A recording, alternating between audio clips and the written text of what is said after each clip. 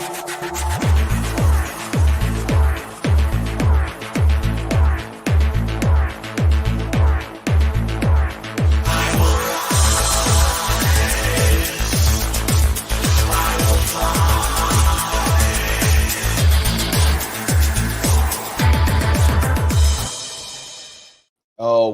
welcome to the Sharpe Show, and a very special Sharpe Show.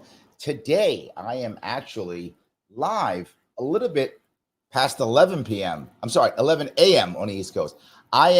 It's so crazy. I don't know if it's a.m. or p.m. Yes, why in the world would I, Larry Sharpe, decide to do a show this early in the morning for me, as I normally do things in the evening, almost always in the evenings. Latest I do a show is maybe 3 p.m. Earliest, it's 3 p.m. Latest, 9 p.m. I'm insanely busy this evening, so I'm sorry. I have a lot of things to do this evening. I have actually 2 shows I have to tape, record this evening, so I will be very busy this evening, so I can't do one this evening, and I just could not let this go. I just could not let this one go. Vice President Harris, maybe soon to be President Harris, had her first interview. Now, why did this matter so much to me? For the first thing is, it's literally what I told you last week. I told you last week, or was it this week even, just recently. I said when she does the first interview she'll do, it was last week. I said it will be a very safe interview. That's the first one. And to be forward, the way she did the interview and what she did was actually a smart move. Now, did she execute it well is a different question. But the idea of doing a safe interview on a place like CNN or ABC or any place safe, getting it out, seeing what happens, seeing how it goes is amazing. That's a smart move for her strategically. It's what I would have done. I would have done exactly the same thing. The issue is when you make your errors, now you have another good advantage. And that advantage is you can see what happens, watch the critiques, and get better for the debates 1 week later. That is a great concept. I love the idea. Sadly for her, if you are a Harris fan, she didn't execute as well as she could have. Now, the advantage she has, if she learns, if her team watches, they can prep and prepare for the debate. Now, if Trump's team is silly, they may look at what she did, assume she'll keep the same, and prep for that. This could be a good thing. I'm not sure. But it overall, not a great showing. I think most people who watch, who don't already love her, right? If you already love her, I'm sure you're happy that she was out there and you'll have validation for it, I'm sure. But if you don't already love her, I think you will realize this was not her best showing. Not the best thing she could have done. I mean, not her best execution. I should be clear about that. It still was a good idea. Her execution was not great. I'm going to go through it and so we can see how this thing worked. I'll also give you some pieces on what she was actually thinking, right? And then how things actually went. This will give you some insight into what's going on. So let me see if I grab this piece for us so that we can have a quick watch. All righty. Sitting down with me and bringing the bus. The bus tour is well underway here in Georgia. You have less time to make your case to voters than any candidate in modern American history. So the greatest part about this is remember the setup I told you when I told you how the setup goes gives you a very good idea on how the interview is going to go, right? A very good idea. If you remember the interview that I talked about last time, it was one with Bobby Kennedy. It was a Fox News interview. And I explained how the setup is going to be a relatively easy interview. You could tell. Remember when Trump went to the National Association of Black Journalists, how they came out hard trashing, right? This comes up very easy. They have the bus in the background. Starts with, oh, poor Harris. You only have a couple of months, right? Like no one knew who she was, right? You didn't have 3.5 years as VP. You didn't have that. You only have a couple of months. So that lets you know off the bat, okay, not that tough of an interview. It lets you know immediately. The voters are really eager to hear what your plans are. If you are elected, what would you do on day one in the White House? Now, the question is day one question. By the way, I hate the day one question. I do. Because everyone goes, day one, I'm doing this. Day one, I'm doing that. I can't stand the question. But whether I like the question or not doesn't matter. People want to hear this, right? People do want to hear this. And you should know that. I would know that. If you're talented, you would know that. They're going to want to hear this. Whether you like the question or not does not matter. You should have a great answer. and she goes directly into who she is, telling me something. She has not learned as much. That may not be true. She hasn't learned to change. She hasn't shifted who she is much because she goes, when you look at someone right now, at her, immediately she looks away and she's looking into wonder, like, what should I be thinking about? Well, there are a number of things. I will tell you. If you're someone who's a body, if you're someone who's a body language expert, you look at this and you worry immediately.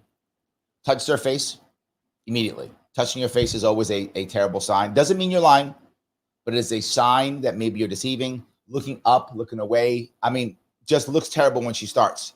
First and foremost, one of my highest priorities is to do what we can to support and strengthen the middle class. Now, that was not an answer. And that's her way. Her way is constantly meander around and try to sound smart. My gut is she learned this as a prosecutor. As a prosecutor, you don't have to say much. You just got to talk like you're important and juries believe you. You don't have to say anything that makes any sense. If you're a prosecutor, get in front of a jury, talk like you're important, juries will believe you. I've been there. Some of you know I'm actually a jury consultant. I consult with defense attorneys. And just talk like you're smart, and juries go, okay, I guess the government's right, and they put people in jail. It's a common thing. She probably learned that. Second, if you just keep talking and talk smartly when it comes to people who are, under arrest, or people under duress, or people who are negotiating with you, they get scared and they plead.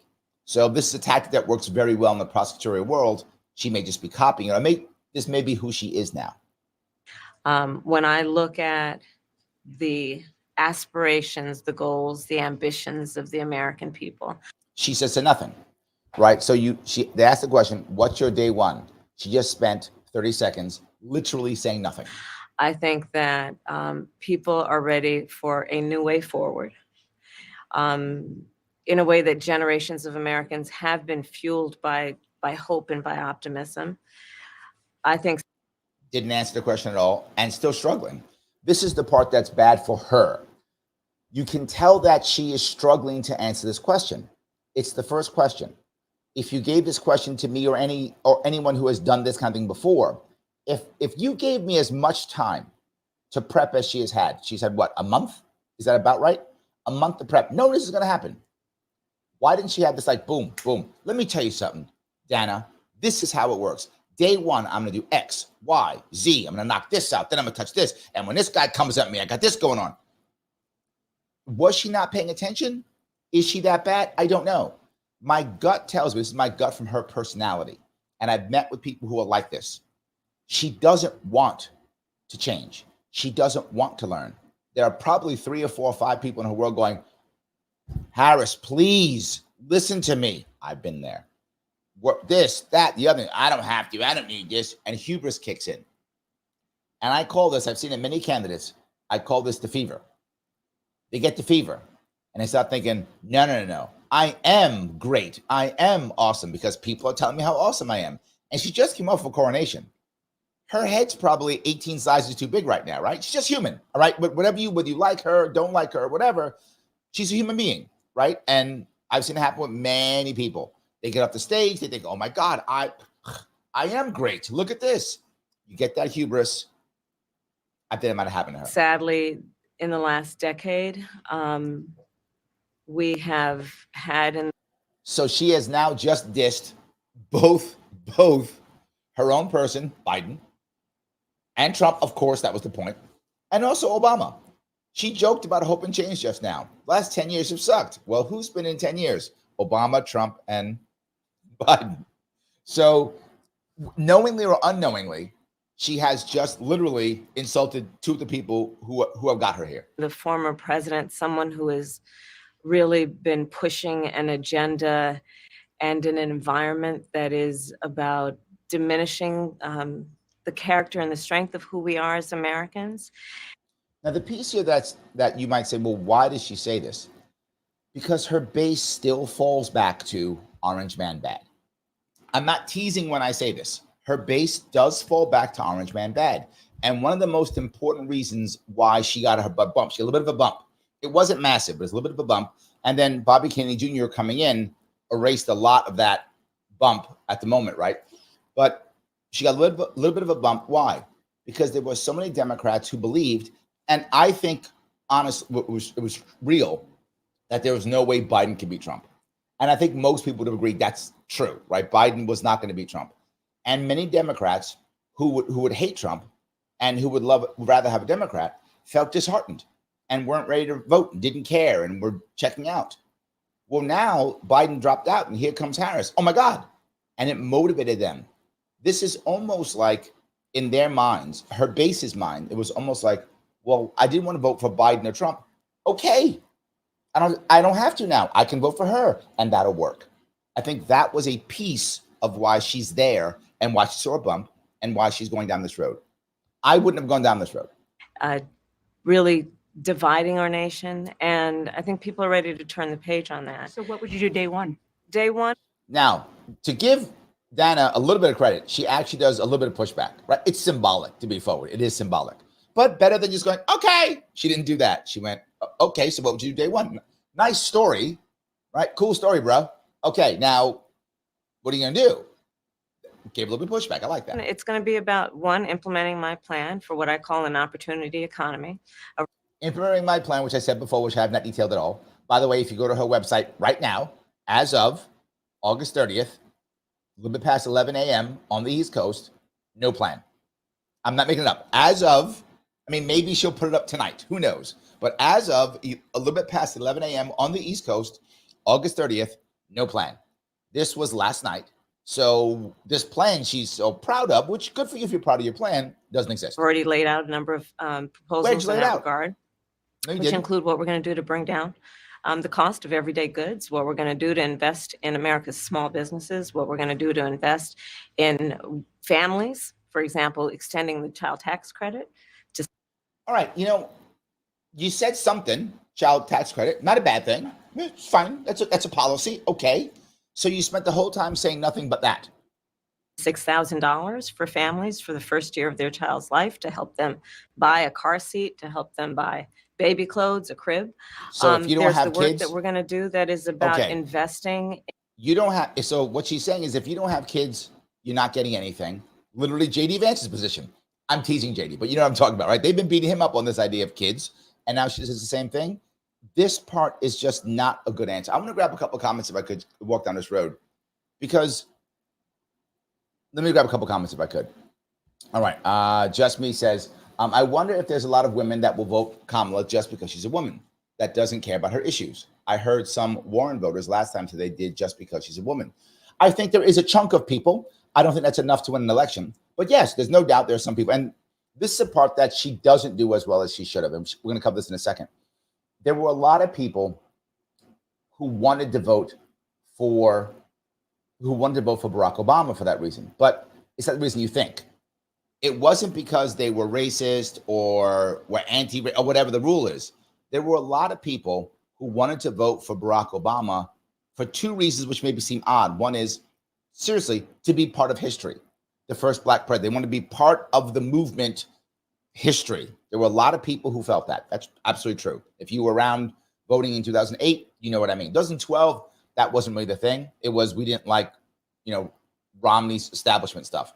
But 2008, a lot of people felt like this is a movement. It's special. Let's get the first black president in. And there's a second part that's next to it, which is a lot of Americans wanted to be proud. They wanted to say, look at what America could do. Right? And they didn't care about his policies. I'm being very forward. Some of you may laugh at that, but it's absolutely true. A lot of people were like, we didn't care. We want to be part of something special and look at what America could do. And there were literally tens of millions, if not hundreds of millions of Americans who were very proud that America could do this. And you might say, well, Larry, what about policies? I think a lot of people didn't care. I think you have a very valid point. She has not done a good job of this, in her view, by being first woman. She has not done a good job of this. And one of the reasons why, what Obama did masterfully, and again, whether you like Obama or not, I always try to give credit where credit is due. Obama didn't talk about that. He didn't. Obama dealt with race when required, and that was it when he was running. Now, I wish he had dealt with race more when he was actually president. I wish he would have actually dealt more with race then. But he didn't when he was running. He was like, I'm just the new kid. That's all he was saying, which was very savvy. He did a much better job. She does not do a good job of this at all. She doesn't jump on race well at all. and she doesn't want to. And the woman part becomes almost like you deserve it. It's not as good. She seems more righteous than anything else. She does not do a job of it. But yes, there are some women who will think that. And for demographically, women vote more than men. And if I remember my stats right, if you are a white, educated woman, like 80 some odd percent vote. If you are a man who is Hispanic or black, uneducated, meaning don't have a college degree, that's their word for uneducated, don't have a college degree, you're only at like 40%. There's a much lower voting rate. If men show up to vote, particularly men who don't have college degrees, particularly black and Hispanic men, she's in trouble. They don't vote for her, right? They're moving more and more towards Trump. Again, white men who don't have a college degree, totally Trump. Now black and Hispanic men without a college degree are moving towards Trump in droves. More Hispanic than black, but both are moving. White educated, meaning college degree women, heavily vote Democrat. Like 70, 80% heavily vote Democrat. And they are moving towards Harris. So this gives her an advantage, right? Just in numbers. I'm sorry, that's not true. Not just in numbers of people who actually vote. This is why you keep hearing me say, this is not about converting people. This is about getting your base out. If Harris's base comes out at a very high percentage, she'll win this election, right? If they rush out and come out, and of course, if Trump's base does not come out, right, that's the issue. Whether she converts one Republican or not, if she does not convert one Republican, but the Republican base doesn't show up, if that happens, and I'm not saying it will, if that happens, and then her base shows up, she wins. And they know that, like her people know that, and that's what they're worrying about. So I hope that was clear. So yes. All righty. Here we go. Mike Voss, of course, watching, my friend. Thank you so much. From No Sound Bites Allowed. By the way, the official Harris-Wells campaign website still has zero policies or even abstract goals. Correct. They are voting, telling America anything in an effort to get as many votes as possible. And here's the horrible part here. If I'm going to go on an interview, they should ask me about policies. I should have my website up with policies by then, or don't do the interview. Now, you're the vice president of the United States. You've raised $400 million or whatever, or taken it from Biden, however that worked, transfer. With $400 million, you can't get a website up in 30 days? If I had $400 million, I can get a website up in a day. In a day, with that kind of money. I write some guys I know a check for $1 million. They will have a great website up in 24 hours. You throw that much money at them. It doesn't matter. She didn't do that. And I think that was terrible. It was a bad idea for her and for her team. Let me grab a couple more. Let me keep going if I could. In the American family around affordable housing, a big issue in our country right now. So there are a number of things on day one. Okay, but not one of them. She mentioned nothing, right? Didn't answer the question at all. Wasn't ready. Terrible. But you? Well, I'm excited about this agenda too. As I said, the idea of inspiring America to what can be. And I think many of these things that the vice president's proposing are things that we share in values. Many of the things she's proposing. Nothing. Many of these airy things. This is literally a vibes campaign right now, which sadly, I guess to the earlier person's point, might be true. Might be an issue. The anti-corporate says, yeah, I actually appeared on Pondering Politics last night, and I credited Larry with the insight that her background as a prosecutor, and that really informs her performances. It does, 100%. Absolutely correct. Yes. Rick says, thank you again for being a member. Kamala Harris said that her values haven't changed. I still don't know from her lips what those values might be. Thus, I expect that her opponent, she values winning over all else. Yes, that may be her value. Absolutely. Guys, by the way, if you like what you're hearing, please click the like button. I know I tell you all the time, don't stop. Click that button that is like. It does matter. If you want to share this on Twitter, on Facebook, please do so. You can always become a member if you want to, which is awesome. You can super chat me if you want to. Also good. Subscribe. Click that notification button. All the things. Please do them all. It really does matter. All righty. And the child tax credit is one we know that reduces childhood poverty by 1/3. We did it in Minnesota to have a federal partner in this. Yeah, but let's clip it. Well, child tax credit's great. I'm not fine. Good policy. Good for you. Awesome. But you can't say it pulls kids out of poverty because we give them money, right? I don't want to pull people out of poverty by giving them money. I want to pull them out of poverty by getting to a world where they can make more money, support themselves. That's the issue. Unbelievable, I think, in the impact that we can make. You talked about, you call it the opportunity economy.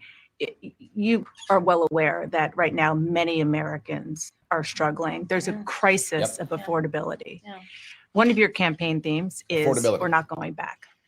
But I wonder what you say to voters who do want to go back when it comes to the economy. Now that, by the way, is Dana's best question of the night. I'm not even joking. It's the best question of the night. Now, again, if I was working with Harris and I was sitting here talking to her, I would absolutely be ready for this question, because you've been talking about, you're not going back. It's been her theme.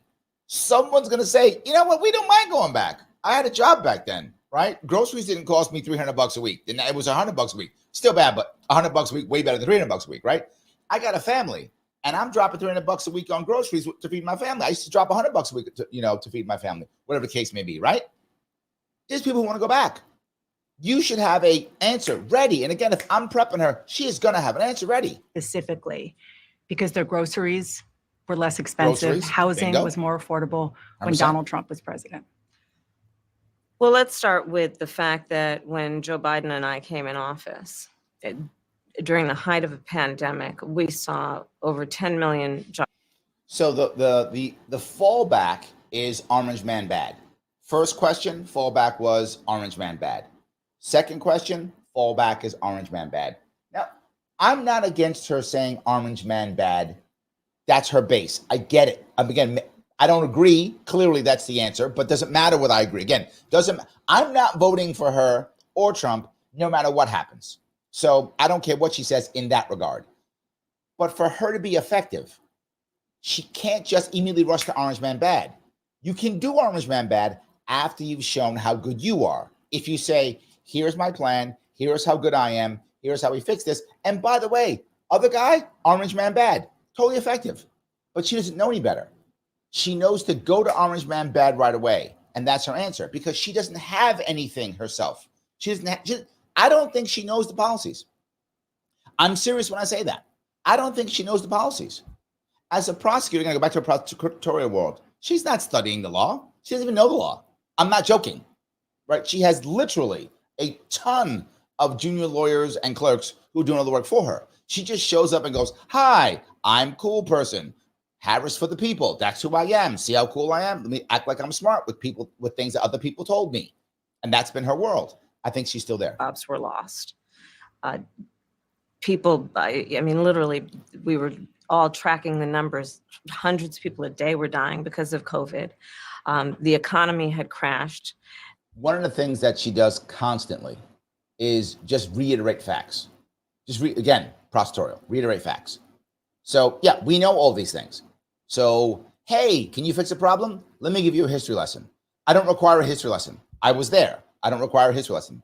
I mean, if I wanted one, I'll go on YouTube and say history of the jab. And then boom, I'll get it. That's not what happened here. The attempt is to, again, sound smart. In large part, all of that because of mismanagement by Donald Trump of that crisis. When we came in, our highest priority was to do what we could to rescue America. And today, we know that we have inflation. Yet again, no policy. We did the thing, that's the thing that did the thing. No policy again. If you look at someone else who was good at this, one of the best people at this was actually Bill Clinton as a Democrat. You throw something a Democrat at Bill Clinton, he goes, yes, and we did this policy, which made this work. We voted on that. Boom, boom, boom. People looked at Bill Clinton and said, that guy knows his stuff. Again, whether you like him or not, you go, that guy knew his stuff. That guy knew his stuff. No doubt. She's obviously has no clue. Why aren't you falling back to a policy? Why aren't you falling back to something? At under 3%, a lot of our policies have led to the reality that America recovered faster than any wealthy nation around the world. But you are right. Prices, in particular for groceries, are still too high. She's still just saying, yes, yeah, things are bad. You're right, things are bad. I get it. We know things are bad. The question is, people want to go back to the good time. You just tried to say that the bad time, you're just trying to say the good time was the bad time. You're not going to convince me. You're not going to convince anybody that the good time was actually the bad time, right? Particularly if someone can't pay their bills now. That was the good time. History lesson all day long. Ain't gonna change a I think thing. people know it, I know it, which is why my agenda includes what we need to do to bring down the price of groceries. For example, dealing with an issue like price gouging. See, here's what we'll do. We'll throw money at families, option one. See, that's the child tax. We'll throw money at families. Then we'll get mad at businesses and make them cap their prices. What could go wrong? What could go wrong? What we need to do to extend the child tax credit to help young families Brought up be already. able to take care of their children in their most formative years. What we need to do to bring down the cost of housing. What do we My need to do? proposal includes what would be Yeah. a tax credit of $25,000 for first-time home credits. buyers. Oh, so she's a Republican now. Okay, it's fine. It's fine. Whatever. Okay, you tax. Okay. So they can just have enough to put a down payment on a home, which is part of the American dream and their aspiration, but do it in a way that allows them to actually get on the path to achieving that goal and that dream. Now, you're not going to have an actual job. That's not going to happen. But if you happen to have a job, there will be lots of tax credits, I guess is what she's saying. But not just that. The prices aren't going to go down at all. That's not going to happen. Price, you're screwed. So prices are screwed. You're not going to have a job. But if you happen to have a job, the government will just give you money so you can buy the stuff that's still expensive. Did I miss something? That's her actual plan. And the sad part about this is it her team that screwed this up, or is she that hard-headed? I'm going to guess hard-headed. You have $400 million, you can buy the best team on the planet. I mean, very forward. You could buy the best team on the planet who could do the most research, give you the most, have done everything. I think she's hard-headed. I think she's not learning. I think she doesn't care. I think she has hubris. That is my gut. I don't know that to be true. That is my gut. I cannot see. There are so many candidates who, if they could afford that team, would be magical because they want to learn. They want to get better. They want to push their agenda. They want to do well. She clearly has the money for the best team in the world. And this is what you get. You have been vice president for 3.5 years. Yeah. Okay. The steps that you're talking about now, why haven't you done them already? This is, again, did anybody on her team think this wasn't going to be a question? Did anybody on her team go, they'll never ask you that? You've been vice president for 3.5 years. Of course, this question was going to be asked. You should not be looking away. Again, looking away. Like, okay, what was the thing they told me? What am I supposed to say? Right? And here's the other problem. And I'm going to go back to prosecutorial again. I've dealt with a bunch of prosecutors. When you push back at a prosecutor, they get insulted. How dare you? All the time. They insult you. How dare you? They go to the judge to make the judge attack them. They go to the judge to make the person shut up. They object and shut the other person up. It's a common tactic. You can't do that here. You can't do that here. Well, first of all, we had to recover as an economy, and we have done that. I'm very proud of the work that we have done that has brought inflation down to less than 3%. The work that we have done to cap the cost of insulin at $35 a month for seniors. Donald didn't answer the question, and Orange Man bad. Again, didn't answer the question, Orange Man bad. That's a problem, right? You can do, and for her base, you do have to say Orange Man bad. Her base wants to hear Orange Man bad. I get it. You can't lead with that. Why didn't someone tell her this? Right? Here's why I'm going to do this. Here's what I'm going to fix. Here's the issue. And by the way, red meat for my people, Orange Man bad. See that? You throw it. Orange Man bad should be spice you sprinkle on the meat that keeps your base happy. She's leading with it and doing history lessons that everyone understands already. Right? The problem with the history, I'm sorry. Okay, Larsha, polls showing Trump up are inaccurate and wrong. The same polling showing Kamala about half as much are accurate and is that what the public wants. Okay. Maybe. I'll buy that. I'll buy that. Hey, Schneider is on. Nate Schneider, how are you, sir? For those of you who care at all about actual, independent, serious candidates, Nate Schneider is running in Florida. Check him out at Schneider for Florida. He's had him on my show. If you want to watch our conversation, thank you for watching, brother. I appreciate it. Yes, absolutely. So yeah, the part I want to bring up though is she's not doing this well at all. Right? Trump said he was going to do a number of things, including allowing Medicare to negotiate drug prices. Never happened. We did it. So now, as I travel, in the state of Georgia and around our country, the number of seniors that have benefited. I was in Nevada recently, a grandmother who showed me her receipts. And before we capped the cost of insulin for seniors at $35 Do we even know what the question was? Do we? a month, she was paying hundreds of dollars, up to thousands of dollars a month for her insulin. She's not doing that So any you longer. maintain Bidenomics is a success. I maintain that when we do the work of bringing down prescription medication for the American people, including capping the cost of the annual cost of prescription medication. Again, didn't answer the question. Direct question. You maintain that Bidenomics was a success. Here's what I maintain. Was that I don't get it. I don't get that one. For seniors at $2,000. When we do what we did in the first year of being in office to extend the child tax credit so that we cut child poverty in America by over 50%, when we do what we have done to invest in the American people and bringing manufacturing back to the United States so that we created over 800,000 new manufacturing jobs. Okay, you know that number is BS. They know that number is BS. They overestimated by about 800,000. The number she used was an overestimation, so it's not accurate. And did she bring manufacturing back? Did Biden bring some manufacturing jobs back to America? Yes, that's an accurate statement. And what were most of them? Military-industrial complex, government-funded jobs.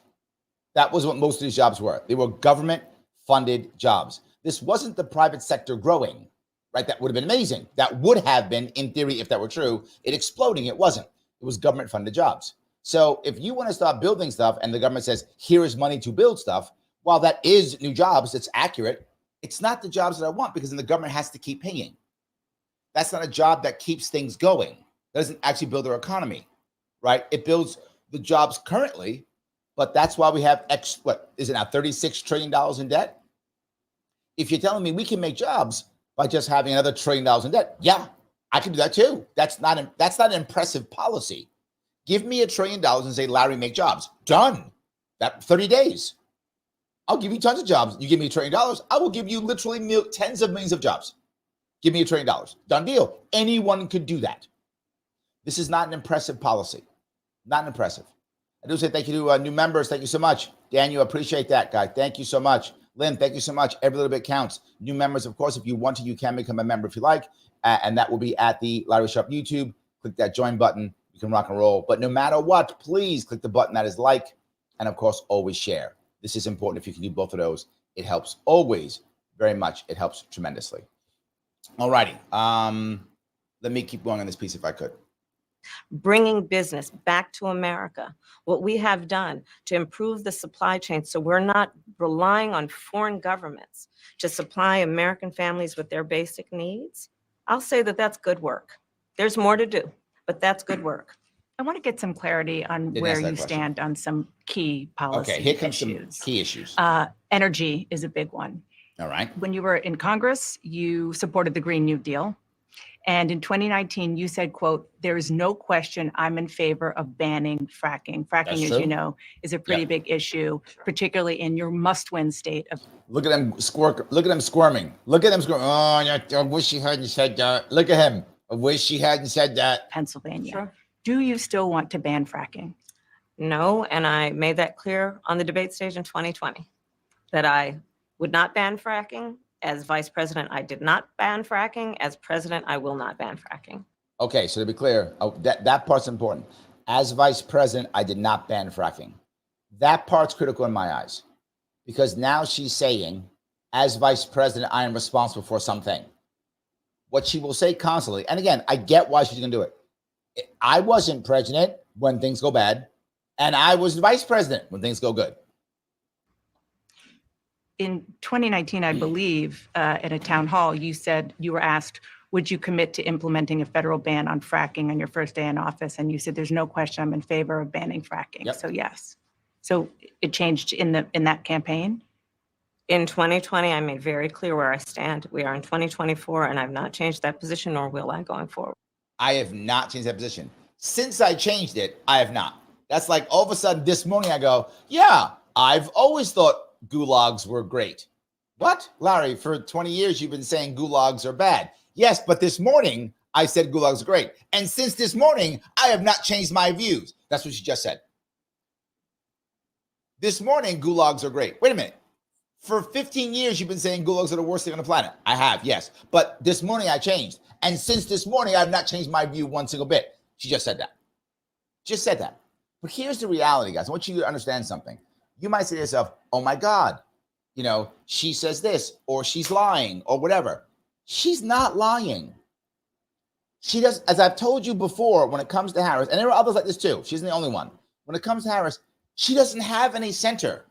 She doesn't have any actual values. She doesn't have any actual anything.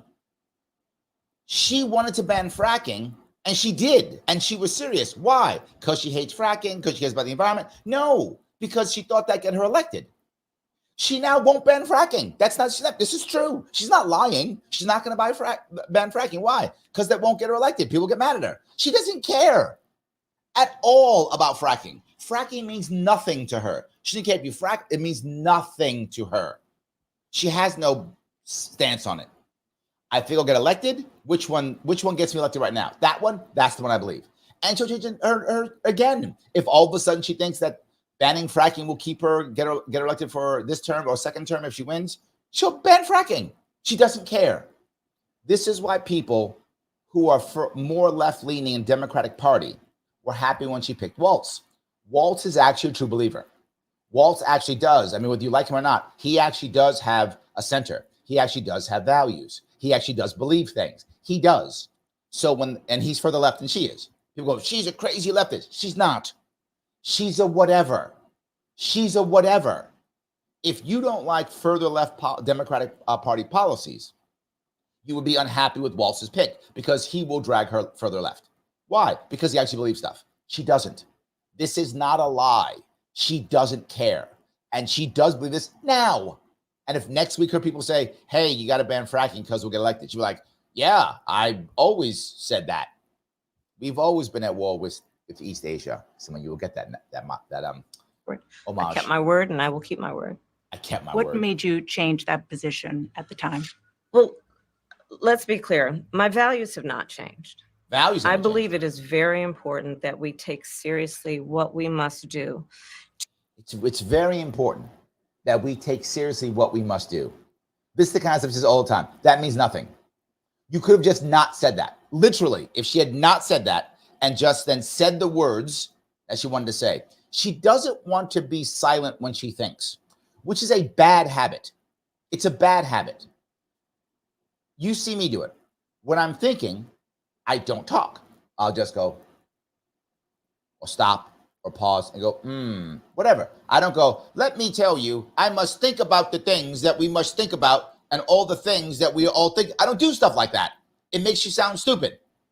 She thinks because you're talking, it makes her sound smart. It doesn't. She should just sit back and think, say it. But her normal way of speaking is just say stuff. Say that means nothing. That's filler words. And her people should have broken her from this years ago. Someone should have broken this. I literally do a class on presentation skills to stop you from doing things like ums and ers and filler words. If you notice, I rarely use ums and ers. Sometimes it's rare that I will use ums and ers, rare that I'll use filler words. She uses it all the time. To guard against what is a clear crisis in terms of the climate. Crisis in terms of the crisis of the climate. What means nothing. She spoke for a minute, said nothing. And to do that, we can do what we have accomplished thus far. See, to do that, all right, to do that, John, we can do what we have achieved thus far. See, another, and let me use my hands because now I'm important. This is embarrassing, but her norm. Inflation Reduction Act, what we have done to invest, by my calculation, over probably $1 trillion over the next 10 years, investing in a clean. By my calculation. So she crunched the numbers herself. Blatant lie. Energy economy. What we've already done, creating over 300,000 new clean energy jobs. That tells me, from my experience as vice president, we can do it without banning fracking. In fact, Dana, excuse me, I cast the tie-breaking vote that actually increased leases for fracking as vice president. So I'm very clear about where I stand. And was there some policy or science? See, Dana doesn't want to believe that she actually, Dana doesn't want to believe that she actually doesn't care about any of this. Dana wants to believe that there was some change in her value or her policy or her data. There wasn't. Well, there was. Someone told her. Someone she trusts said, you can't, you have to like fracking now. She went, oh, I have to like fracking? Yeah, I like fracking. That's literally what happened. And they're like, well, but isn't, no. She's like, I don't know what fracking is. Don't worry about it. You hate it. Oh, I hate it now? Yeah, ban it. Okay. What's fracking? Don't worry about it. You like it now. Oh, I like fracking? Yeah. When the vote comes up, vote yes. Oh, I'm voting yes? Great. Yeah. That's what's literally happening. Scientific data that you saw that you said, oh, okay, I get it now. What I have seen is that we can grow and we can increase a thriving clean energy economy without banning fracking. Okay. Never took a stance on fracking. Another issue, big one, is immigration. As vice president, you were tasked with addressing the root causes of migration. Now, that's a great question. As vice president, you were tasked with addressing the root causes of migration. Did not say borders are. Dana, well done. Well done. That's good. That's good. Didn't say borders are. Well done. In southern countries and Northern part of Central America. the northern part of Yeah. Let's get as far away from the border. This was brilliant. I mean, just classic stuff. This is so good. Didn't say border. You were tasked at Mike Voss right now is throwing up. I know he is. He's throwing up right now. I'm sorry, Mike. Get the bucket. I should have told you to get the bucket. I didn't tell you to get the bucket. I'm sorry. I should have told you to get the bucket. Literally says the origins of the migrant crisis far away in Central America. That's what they just said. They not by the border, far away from that. I was nowhere near the border. I didn't have to be by the border. Who's the borders are? Not me. Somebody else was. Not me at all. Yes.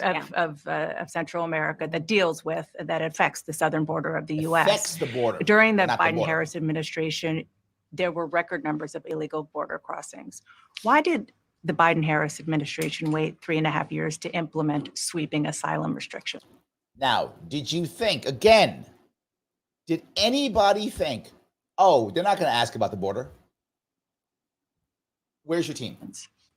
Well, first of all, the root causes work that I did as vice president that I was asked to do by the president has actually resulted in a number of benefits, including historic investments by American businesses in that region.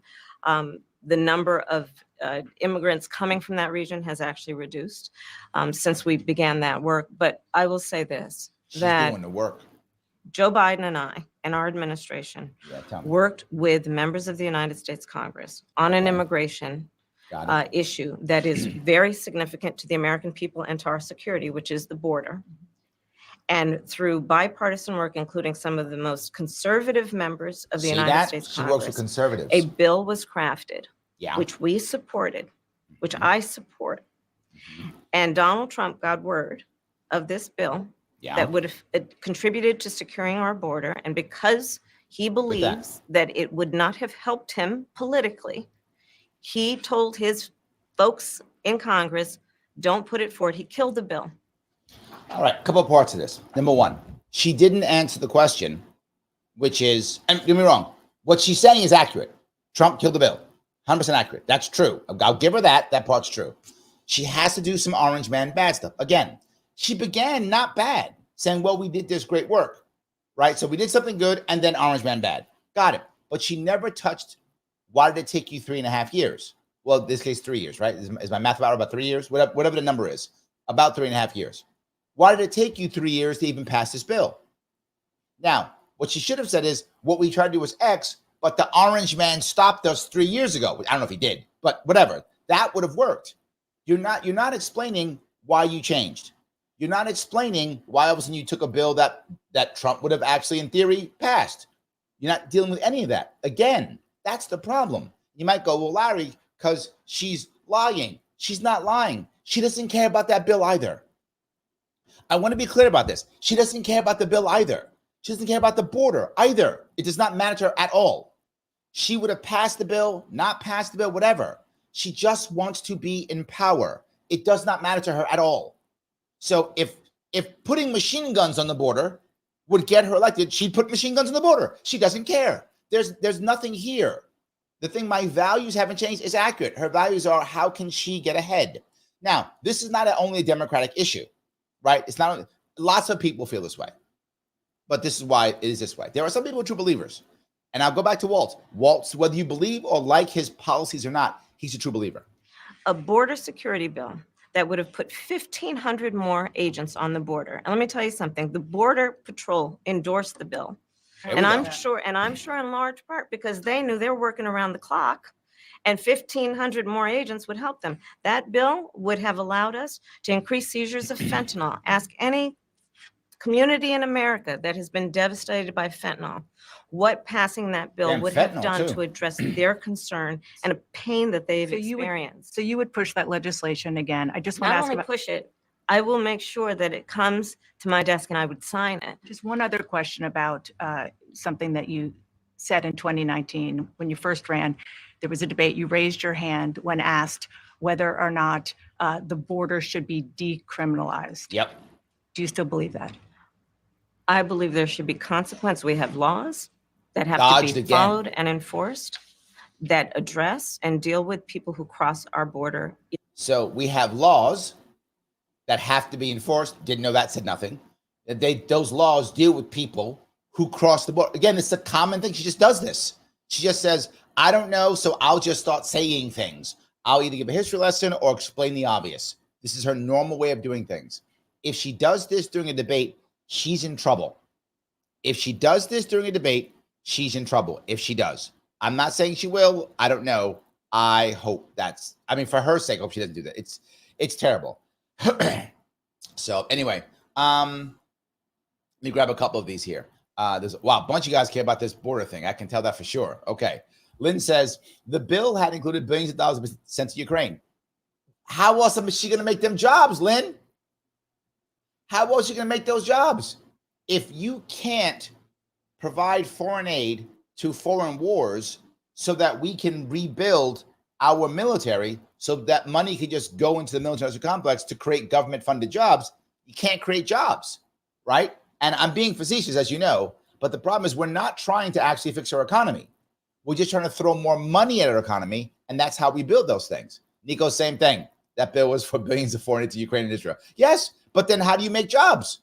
That's the point, right? The issue is, how do you make jobs? That's what this is all about, 100%.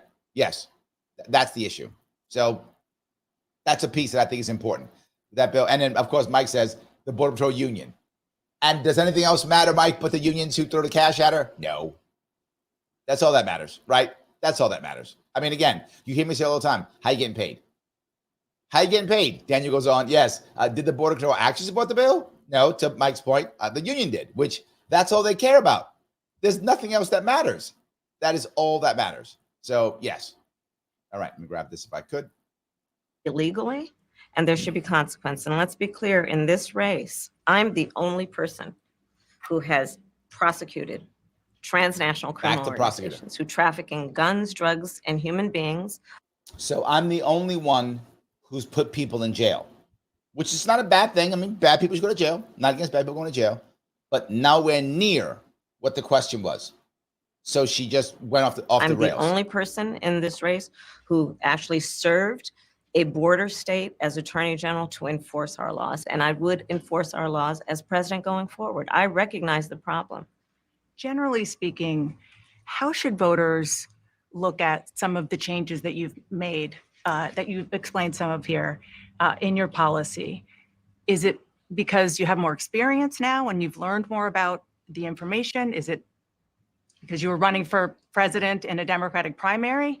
And should they feel comfortable and confident that what you're saying now is going to be your policy moving forward?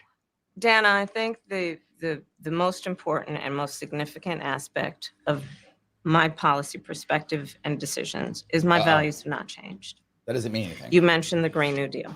Yeah. I have always believed, and I have worked on it, that the climate crisis is real, that it is an urgent matter to which we should apply metrics that include holding ourselves to deadlines around time. See, this is what we should do. See, Mike, we have to apply metrics and hold ourselves to deadlines that revolve around time, right? Don't do deadlines that are about, what else are deadlines about? Time? Whatever, that are about chickens. Don't do that, Mike. You and your chicken deadlines. She wants deadlines that are around time. And we have to have metrics, which is you measure things against deadline. Wait a minute. She literally said nothing again. Use this again and again. She just says stuff. Look, the climate change is change of the climate. And we have to think about the change in the climate from a perspective in terms of the climate. And then the change regarding a difference in change of the climate. Okay? What's wrong with you? Why don't you guys get this? That's what she says. She's done that 4 times already. 4 times. We did that with the Inflation Reduction Act. We have set goals for the United States of America and by extension, the globe, around when we should meet certain standards for reduction of greenhouse gas emissions. As an example, that value has not changed. My value around what we need to do to secure our border, that value has not changed. I spent 2 terms as the Attorney General of California, prosecuting transnational criminal organizations, violations. Do you see how the prosecutor lane just stays in her blood? It's just in her blood. Once you have that kind of power, once you have that kind of respect, you just can't get rid of it. You just can't. So many prosecutors are that way. They just are. Remember Elliot Spitzer from New York? Elliot Spitzer from New York literally thought it was okay to bring to bring escorts from other states into his state, crossing state line. So to be serviced by escorts, pay for them against the law, bring them across state lines against the law. Now, before, I'm a libertarian. That should not be illegal. I don't care. You do what you do as long as everybody's consensual, no trafficking, as long as it's all consensual, all good. I don't care about that. That isn't the point. The point is he was putting people in jail for it and was supposed to enforce these laws and supported these laws and thought he could do whatever he wants. Why? Prosecutors are immune from everything. She has that same feeling, that same emotion, that same how dare you. That's why she does that I'm speaking thing, because how dare you? Don't you know who I am? Whenever she says that, you should be thinking, don't you know who I am? That's what she's actually saying. Of American laws regarding the illegal passage of guns, drugs, and human beings across our border. My values have not changed. So my values have not changed. Anyone who pisses me off goes to jail. That is the reality of it. And 4 years of being vice president, I'll tell you, one of the aspects to your point is traveling the country extensively. I mean, I'm here in Georgia. I think somebody told me 17 times since I've been vice president in Georgia alone. She said it. She said it quiet part outside. Somebody told me. That's real. And that's not a bad thing, but stop acting like you crunched the numbers. Somebody told you. It's fine. You have staff. I get it. I believe it is important to build consensus. And it is important to find a common place of understanding of. Hold on. What is consensus? Consensus would be a common place of understanding. So repeated that. Again, she just says nothing. Again. Where we can actually solve problems. On that note, you had a lot of Republican speakers at the convention. Yeah. Will you appoint a Republican to your cabinet? Of course you would. Yes, I would. Of course you would. Anyone in mind? Would. No one in particular in mind. We got 68 days to go with this election, so I'm not putting the cart before the horse, but I would. I think it's really important. I have spent my career inviting diversity of opinion. I think it's important to have people at the table when some of the most important decisions are being made that have different views, different experiences. And I think no, she absolutely would. And why would she? Because again, this goes back to the same. She does not care. She would. Whatever would make her look good, give her the best chance of having success, meaning getting reelected again. She would. She would fill her entire cabinet with Republicans if she thought that would make her. I mean, she could never do that. She'd have a mutiny. But theoretically, she doesn't care. She would absolutely do it. It would be to the benefit of the American public to have a member of my cabinet who was a Republican. So I bring that up just so that you understand, let me cover if I could some of these comments.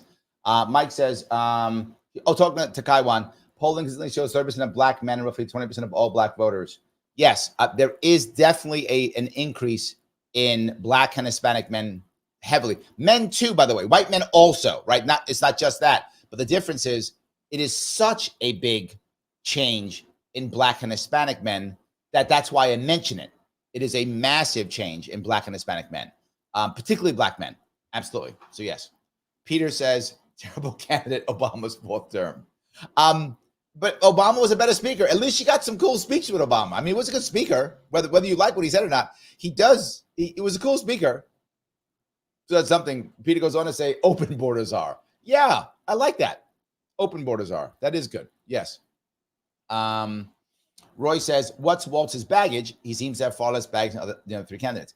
It depends on whether you lean left or not, Roy. If you don't lean left, then you don't like his left-leaning stuff. That's the issue. But most Democrats lean left, or they wouldn't be Democrats. Most do. So if you're a Democrat who leans further left, none at all. I would agree with you, right? It depends upon who you are. If you're a Democrat and you lean left, Waltz is perfect. No problem at all. There's no baggage there. It's wonderful. If you're not that, there would be baggage because you don't want to go left. So, yeah, there we go. I hope that makes sense. So, Peter goes back to say, go back to $2 gas. Felicia says, I'm a family of 3, and sometimes my grocery bill is $200 a week. Thank you. Right, that is a massive issue. That issue is huge. The idea that things have changed, and that people don't seem to understand how much they've changed. That is a serious issue. They really should be realizing that. And going back isn't bad when going back is a change in your bills of $100. Yes. So, all righty. So many of you guys, so many comments. Let me go back if I could. Let me bring this back to the next piece. Next piece. And here we go. Donald Trump. Okay. I was a little bit surprised. People might be surprised to hear that you have never interacted with him, She never met him face to face. That's going to change soon. But what I want to ask you about. I've met him more than she has. I met him one time many years ago here, and he wasn't running for president. He was just Donald Trump with a bunch of other people. To be forward, I'm sure he does not remember me. And it wasn't like I shook his hand, hey, that kind of thing with a lot of other people when he was running around here in Manhattan once. So I'm not his friend, don't know him. I did meet him one time. So I have met him more than she has. Look at that. Is what he said last month. He suggested that you happened to turn Black recently for political purposes, questioning a core part of your identity. Yeah. Now, she says, questioning a core part of your identity. That piece was Dana said. That may not be true. Dana saying that may not be true. I'm mixed race. I get to decide that. So does she. That's all. Same old tired playbook. Next question, please. That's it? So this was a huge mistake by Harris and her team. Again, did they not think this question was going to be asked? Did they not? The questions, Dana asked basic questions that everybody would have asked. You're not going to ask that question? Of course you are. And her answer is, same old. But how's that same old? How did he question Barack Obama's blackness? He questions his American. Yes. He didn't question his blackness. He didn't. Barack Obama's black. He didn't question that. He doesn't question if you're a woman. He didn't question if you're Indian. He questioned one specific thing. Why? Because a lot of America has that question. And I know that some people don't like that. Some people don't like when anyone talks about race. I get it. But if you know me and if you watched me for a while, I don't mind talking about race. I'm happy to talk about race. I don't care. Doesn't matter to me. I don't focus on it. But when it comes up, it comes up. Here are some issues we have to recognize here. There are a huge chunk of Black Americans who don't think she's Black enough for them. And that's a common thing. If you either have lots of Black friends in your family, friends or family, or you're Black yourself, you live in a Black community in some way like that, you understand that. Colorism is a real thing. Not being Black enough is a real thing. I deal with it. I'm light-skinned. I deal with it too, of course. And it can be good and it can be bad. But it's a second aspect here that's important. If you go deep in a Black community, there's a second piece. And that is, Harris was not raised by a Black mother.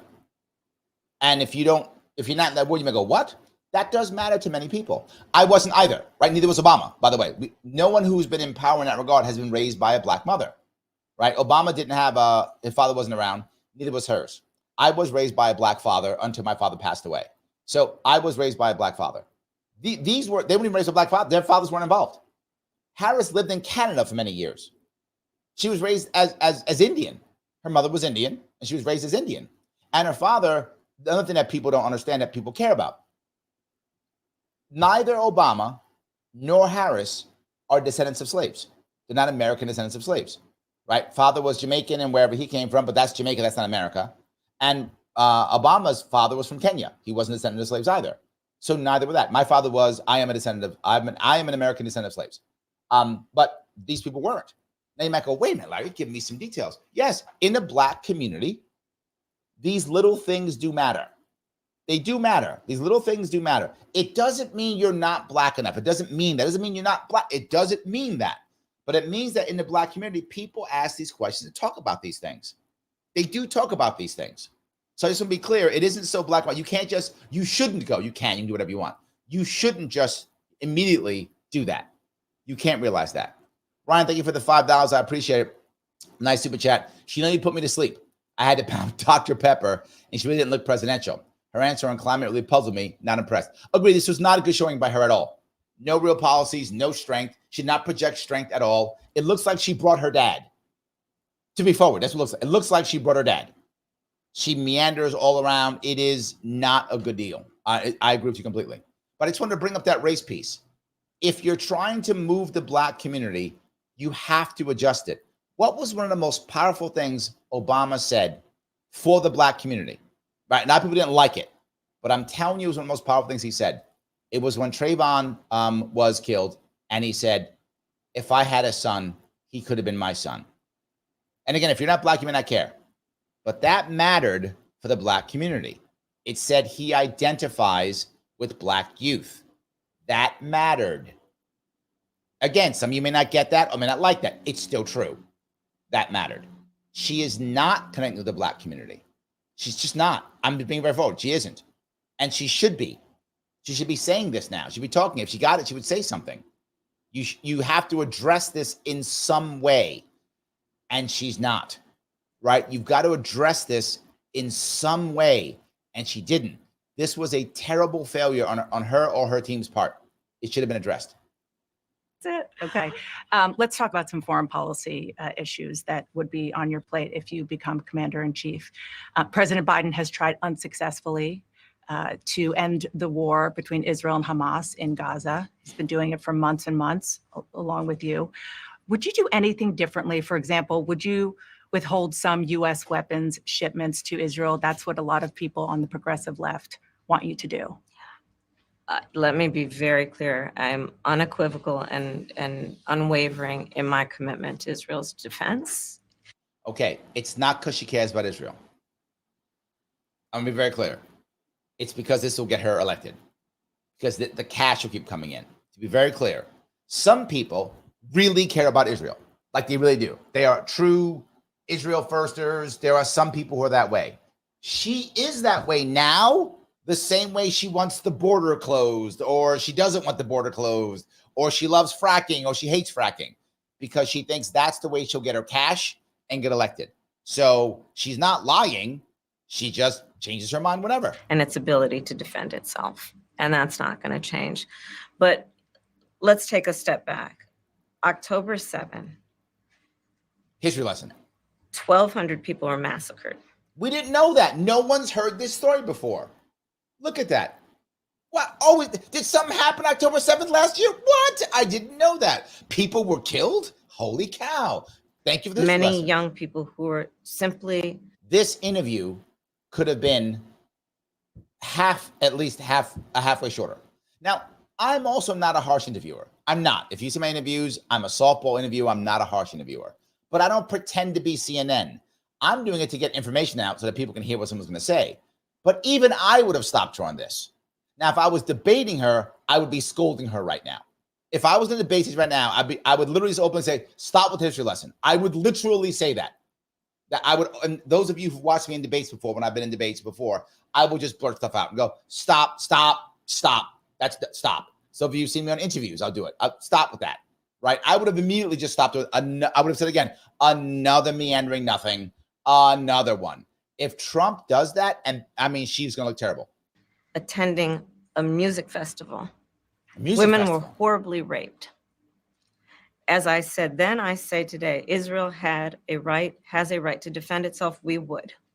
She said that twice. No one thinks she doesn't. She gets a bunch of cash. Of course, she's going to say that. I guess it's to keep her donors happy, I guess. And how it does so matters. Far too many innocent Palestinians have been killed. And we have got to get a deal done. We were in Doha. Literally what she said, the question was, you've said that you've tried to get a deal done and you haven't. So what's the issue? And she just does history. And we've been trying and we failed. Have to get a deal done. This war must end. In the meantime, And we must get a deal that is about getting the hostages out. I've met with the families of the American hostages. Let's get the hostages out. Let's get the ceasefire done. but no change in policy in terms of arms and so forth. No, we have to get a deal done. Dan, We get a deal done. So, okay, if that were true, if she actually cared about a deal and not just supporting Israel blindly, what she would do is she would tie the arms to a deal. You could just do that. You could just tie it to a deal. You could, but she won't. It doesn't matter. That doesn't matter. The anti-corporatist, thank you for being a member, by the way. I disagree, Larry. This election is going to be about one on the margins. And the swing states, there are a lot of Muslims. There are a lot of bleeding, I think you mean hurt. A lot of bleeding hurt you that are probably Democratic voters. I'm not sure. Oh, in those states, you kept going. In those states who have been upset about what they're seeing on TikTok or whatever, the Israel lobby is always going to prefer Trump. So there's no point in her getting her knees for them. No. The Israel lobby, any lobbyists who are savvy, not just Israel, all lobbyists who are savvy as anti-corporatists, give to both sides because they don't know who's going to win and they want to control both. The vast majority of heavy hitters give to both sides. They go out of their way. Trump even said it, to be forward. Trump said it during his 2016 run. He said, I've given to both sides. I want to make sure that I could talk to all of them. They would do whatever I say. Trump said it, the quiet part out loud. So they give to both sides. She just wants to make sure she gets her cut, right? Trump's got a cut. She's got a cut. She's got to make sure she gets her cut. And as long as she gets her cut, she's good. So she's going to get her cut. She's going to get her cut with this. So I think that's the point, right? She has to make sure she gets her part of the game. There are billions of dollars coming out of these lobbies. So you got to get your cut. I also agree, you're right. It's going to be on the margin, which is one reason why she did not pick Shapiro from Pennsylvania and did pick Waltz. Waltz is popular in Michigan, Wisconsin. He's going to go there and act like it's just him. He is a much further left than she is. He actually probably isn't as pro-war as she is. He probably isn't as pro-war. So they're going to send him there and try to make those margins shift. I'm not saying you're wrong. I'm saying she's trying to get her cut. That's the issue. It's not like they do one or the other. They do both. As long as you're saying the words, you get the cash. That's how that works. Just for clarity. Dana, we have to get a deal done. When you look at the significance of this to the families, to the people who are living in that region,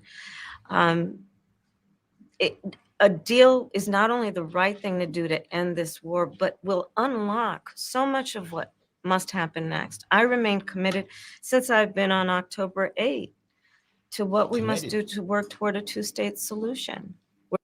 Oh, now it's two-state solution. Okay. I didn't know that. Now it's two-state. Okay. There we go.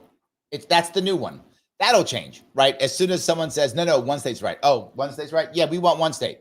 Oh, we want no solution. We want no solution. Oh, we want two. It doesn't matter. She doesn't care about this either. To be forward, she doesn't care about this at all. Where Israel is secure and in equal measure, the Palestinians have security and self-determination and dignity. Governor Walz, the country is just starting to get to know you. I want to ask. Now I would ask you that they've done the first whole piece with her. Have we learned anything about her? Is there anyone who didn't want to vote for her who now wants to? Right? Nobody. Of course. The anti-corpus goes on to say, oh, sure, Larry, they give them both sides. They give them both sides a right, but the Israeli October surprise is going to benefit Trump and hurt Biden-Harris administration. I'll bet my teeth on it. I'm not saying you're wrong. I think overall you're right. It does hurt Harris because if you look, the way you can see this for sure is Jill Stein. Jill Stein was able to raise over $1 million, if not mistaken, already. Why? The anti-war left. The anti-war left that in theory, that should have gone to Biden-Harris. That money should have gone in theory to Biden-Harris. But you're right, this changed that. So they actually started funding Jill Stein. Jill Stein is an actual anti-war candidate, right? There are two 100% anti-war candidates right now, Jill Stein, Chase Oliver. So the far left didn't want to go Oliver. They went to Jill Stein. And she raised, just in New York State, over $300 some odd $1,000 just getting the ballot and lost. So Jill Stein team didn't do great. But yes, that was the issue right there. Yes. Phil says, is it worth asking if Tuesday solution is viable? No. Phil, she doesn't care. That's the point. It doesn't matter. She doesn't care. They're not going to have a solution during her 4 years. That's not going to happen. There's no solution. Here's what the anti-corporatist says he'll bet his eye teeth on this. Here's what I'll bet my eye teeth on it. 4 years from now, we'll be in the same situation.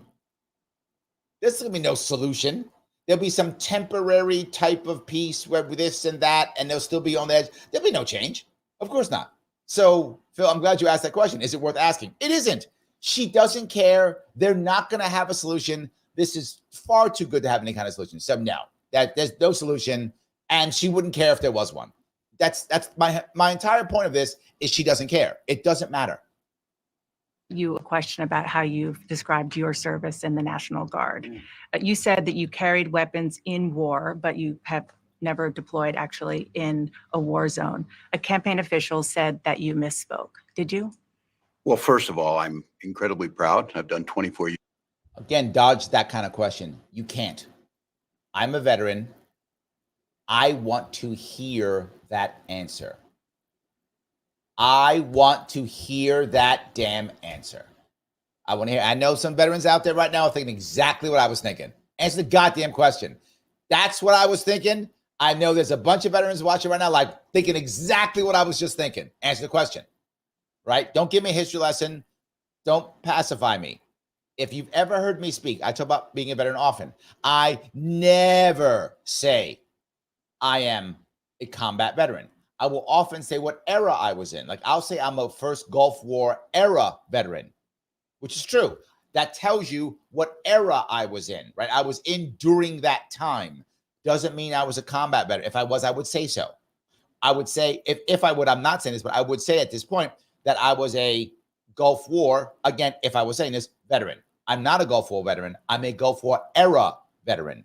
That distinction matters. And people who are veterans here, they go, okay, I know when he was in, but he was not in combat. And I'm not mad about that. Most people go into combat, if you're in the military, out of just chance. Your unit happens to get selected to go, right? Your unit doesn't get selected to go. I spent my time out, I spent training reservists to go over there. That's what they sent me. That's what I did. So people do what they do. No issues whatsoever. All I'm saying is I wanted to hear that answer. Yeah, Mike goes right away. Walt equals coward. Yeah, I wanted to hear that question. Gene, thank you, Gene. My son's a veteran. I want to hear the answer. Yes, absolutely. Yes. You got to answer that question immediately, and he did not. And that's terrible. It makes him look weak. It makes him look bad. It makes him look like he's trying to hide something. Just say it. If anyone ever said, hey, Larry, you just said you were a combat vet, I'd be like, I said that? I don't think I said that. If I said that, let me tell you right off the bat, I'm not. I'm saying it now. If I ever, for some reason, said that, obviously I'm not, right? And again, no shade. You go where they tell you to go, and it's how it works. Yes, absolutely. So let me, yeah. The guy's got to answer that question. He's got to answer that question immediately. Yeah, Peter says that. My dad served Vietnam era, Army. He was never deployed, but served. Yes, nothing wrong with that. Your dad didn't go to Vietnam because that's what the Army said they needed. It wasn't because he cared or didn't care. It's because that's what happened. So yes, absolutely. 100%. All right. Oh, opposite. Andy Corporate says, I mean, because my dad was landing signal officer and that was especially needed, he kept getting sent back to the fleet. So he flew over 300 combat missions in light attack aircraft in the week. Yes, the military uses you for what they think is best. And that's what they used. So no shade, just don't lie and answer that question. I'm sorry, I went long on this because it's personal to me. It does bother me. You got to answer that question. Yes. Then we got Ryan Murphy also. I always say I'm an Iraq war veteran myself. I never say combat at all. There we go. Yes. Years of wearing the uniform of this country. Equally proud of my service in a public school classroom, whether it's Congress or the governor. My record speaks for itself, but I think people are coming to get to know me. I speak like they do. I speak candidly. I wear my emotions on my sleeves, and I speak especially passionately about our children being shot in schools and around. So you dodged the most, and this is the worst part. You dodged the most important question for you.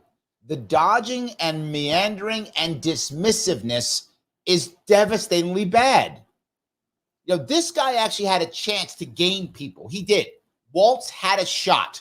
He's not doing as good as he could have done at all. He is also dropping the ball. And I can't tell if the team is incompetent or they're just pushing back. I can't tell. Around guns. So I think people know me. They know who I am. They know where my heart is. And again, my record has been out there for over. Didn't answer the question. He should have just said, hey, I was, and look, people would have accepted that. If they would have said, hey, I was excited, you know, I care about, you know, my veterans. I said some stuff I shouldn't have said because I was excited and angry. I was mad about this or mad about that. And I shouldn't have said that. Hey, my bad. I'm sorry. I respect my brothers and sisters. We'd be like, okay, got it. Don't do it again. People make mistakes. You get excited. I get it, right? I'm sure I've said something silly about the Marine Corps I did or whatever when I was excited or something. I probably regret it. And someday someone will bring it back. And if I go, you know what? I shouldn't have said that. That was wrong. I screwed up. But I've spent so much time putting out so much content saying the opposite. I really doubt, right? I really doubt that there's any way that someone will go, oh, Larry's doing stolen valor. He's been saying this for like 10 years now. I don't know. Sam says, I doubt there's a single veteran who accepted that dodge. Stolen valor is a big issue. It is. You're right, Sam. It absolutely is. Yes, this was not great. 40 years to speak for itself. And didn't answer. Didn't answer. The idea that you said that you were in war. Why does she have to say this again? Are these people this incompetent? Do they think this is, maybe this is it. You know, I'm trying to wrap my head around this. Maybe they think this is such in the bag. We're gonna slaughter Trump so badly, we don't have to prepare. Could it be hubris? Could it just be that much of a hubris? Did you misspeak as the campaign has said? Yeah, I said we were talking about, in this case, this was after a school shooting. Okay, that's worse. What he just did is worse. He was dismissive about his misspeaking. This is exactly Sam's point. A lot of people think stolen valor is a big issue. You can't dismiss this. Take it seriously. Say, hey, I made a mistake. I was excited. I shouldn't have said that. Of course not. Shooting, the ideas of carrying these weapons of war. And my wife, the English teacher, told me my grammar is not always correct. But again, if it's not this, it's an attack on my children for showing love for me, or it's an attack on my dog. I'm not going to do that. And the one thing I'll never do is I'll never demean another member's service Utterly in any way. dismissed I never it. have. Utterly dismissed it and now just attack the person. If you're challenging his service, you're a bad person. Wow. And I never will. I just one other question, because again, this is all new. Yeah. I mean, this was not however many days ago. This was not on either of your bingo cards, especially yours. You had to clarify that you had said that you and your wife used IVF, but it turned out you used a different kind of fertility in order to have children. All right. Now, again, do I expect this guy to know? Do I expect this guy to know the difference between IVF and his IVU, or whatever the case may be? Maybe not. He could have made a mistake. Who knows? And then when you ran for Congress in 2006, your campaign repeatedly made false statements about a 1995 arrest for drunk and reckless driving. Arrested? Mm-hmm. What do you say to voters who aren't sure whether they can take you at your word? Well, I've been very public. I think they can see my students come out, former folks I've served with. Didn't answer either question. This guy is terrible at this. Did they tell him don't admit to anything? Did they play the old Bill Clinton deny? Is that what it is? Don't answer, right? What are you doing? If you got a DWI, look, half America has DWI. I'm not saying DWI is okay. I'm not saying that, but again, if you get your DWI, you pay your price for it, whatever that price is, and you move on. Literally millions of Americans have gotten DWIs and moved on. You just say it. Dude, yeah, I was stupid. I was doing this, whatever the case may be, and I'm done. Right? Didn't do it again. I screwed up. Americans love to forgive. We do. We love the story of the guy who screws up. He forgives, and now he beats the bad guy at the end of the movie. We love that. Just this idea of just not coming clean with stuff drives me nuts. And the difference between IVF and IBU. Just say, you know what? We couldn't have kids. I was prepared to do anything to have my wife have kids. And again, there's literally millions of Americans who struggle to have children. Millions of them. And do you think every guy, and I mean, obviously the woman's going to care more because it's her body, obviously. The guy's going to care too, but not as much. He might screw up between IVF or IBU, whatever. Who cares? Say that. Say, I didn't care what they did with my wife. As long as she was okay with it, I just wanted to have a kid. We did whatever it took. No one's mad. People get it. It's the dodging and the dismissing that is so terrible. It's one of the reasons why I do all these, every show you see me do, I do them all live. I do all of them live. I take live comments, even ones people who attack me. Why? Because the number one thing, I say all the time and I'll keep saying it is, you guys have to trust me. You can think I'm wrong. You can think I'm dumb. You can think I'm crazy. All those things. You can think my ideology is stupid. You can think all of those things. And some of you have been very clear about those thought processes. But that's okay. You can. But you have to trust me or you're never going to watch again. So if I screw up, I will tell you that I screwed up. And we should know this by now. This just makes things worse. Dude, just say, yeah, got DWI. I was stupid. I shouldn't have done it. I think it was in the 90s, got it, or whatever the case may be. So years ago, but still, not an excuse. Just say it. I did it. I haven't had another problem in 20 years. I learned my lesson. I'm good. A lot of people go, yeah, me too. When I got my DWI, I mean, I don't drink, so I don't have one. But I don't judge people for having one. I might judge you now. If you do it now, I'll judge you now. But if you had a problem, you got past it, did your time, whatever it is, paid your bills, whatever's the fee they charge you, whatever. You pay your time, move on. What do you do? Right? It's fine. Not just that you don't know the difference between some IVF or IBU. I wouldn't know either. I mean, I was blessed in that regard. I had 2 kids. Wouldn't worry about any of that stuff. But I know many people who are struggling to have kids. Anyway, just absolutely terrible. Yes. And they vouch for me. I certainly own my mistakes when I make them. The one thing you haven't owned one yet.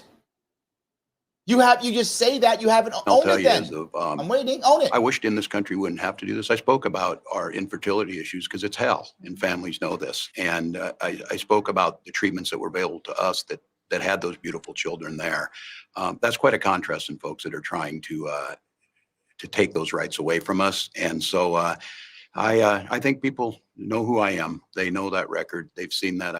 So you just have to know. That's insanely stupid. Sam says, so simple. IVF was discussed because of our fertility issues. Ultimately, we followed our doctor recommendations and made the best choice for our family. Sam, you should be his consultant. He should call you up and say, Sam, what do you need? What I got to pay you per month to come over and consult me? Because that's a good answer. Yes, that's a good answer. 100%.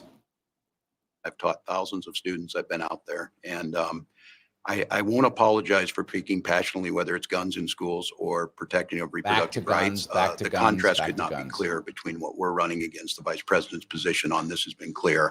And I think most Americans get it if you've been through that. I don't think they're cutting hairs on IVF or IUI. I think what they're cutting hairs on is an abortion ban and the ability to be able to deny families the chance to have a beautiful child. Now, right back to abortion ban. So the abortion ban and denying the right to have a beautiful child. I don't know how those two go in the same sentence, but that's fine. He goes right back to orange man bad, orange man evil. Again, look, I understand for your base, You always got to throw some orange man bad in there. I get it. You got to do it. Keep your base happy. It's red meat for the base. But you also got to have an answer too. You got to have the answer. I don't see any of these. So yeah. Legacies Act says racial narratives is the Marxist concept to control and conquer a stupid population.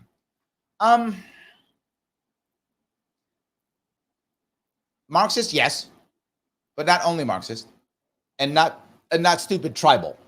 I'm going to adjust that. It's tribal. We are tribal, and we will create tribes on anything. Race is the easiest way to control when it comes to tribe.